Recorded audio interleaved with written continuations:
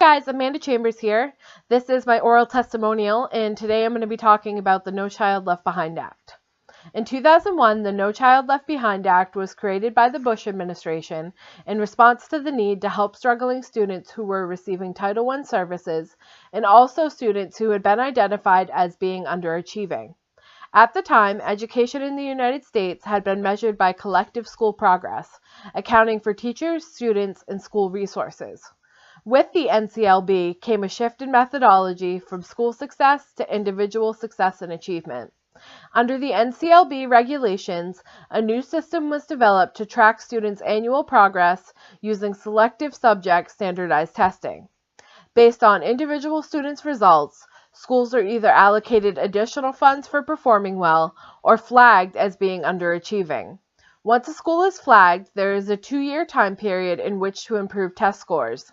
If scores remain low during that time, schools are subject to fired teachers or school closure, and they must offer students a chance to transfer schools. The problem is that only 10% of schools currently offer a transfer program, and in poorer school districts, school transfer is likely not to bring scores up.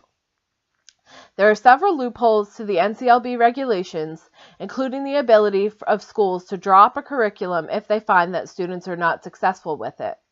This means decreased learning opportunities for students and more power given to school administrators, essentially rigging funds to go in a school's favor. Another loophole is the ability of states to make up their own learning standards. Many states set the test score bar low so that a majority of students will pass. The key issue here is what's being learned, in what capacity, and are standardized tests really the way to go?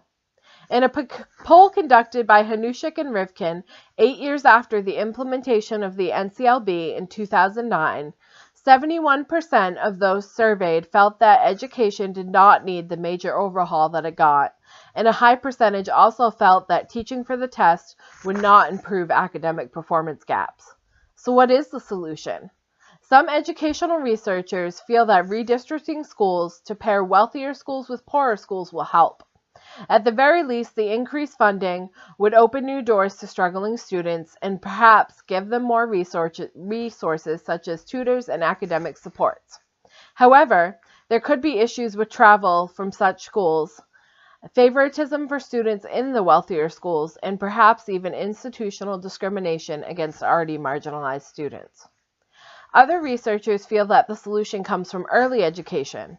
Currently, public Head Start programs are not well funded and have a somewhat ambiguous curriculum that varies by location and state. Perhaps if early education had a well-rounded, comprehensive educational plan, more students would thrive. Yet the drawback of educating such students under the NCLB is that they are essentially learning how to take tests for the next 12 years of their academic career. I think that the NCLB system is flawed. There are just too many loopholes that allow students to fall through the cracks. As an in-home family therapist, I often work with kids who struggle academically, and under the NCLB, they are just pushed from grade to grade without the resources they need to learn and be successful. I feel as though education has become a numbers game, and it holds students back from their true potential. If we want to compete in the global market, then we need to start educating kids for long-term learning and skills that can be applied throughout life, and teaching for the test cannot meet that goal. Thank you guys for watching.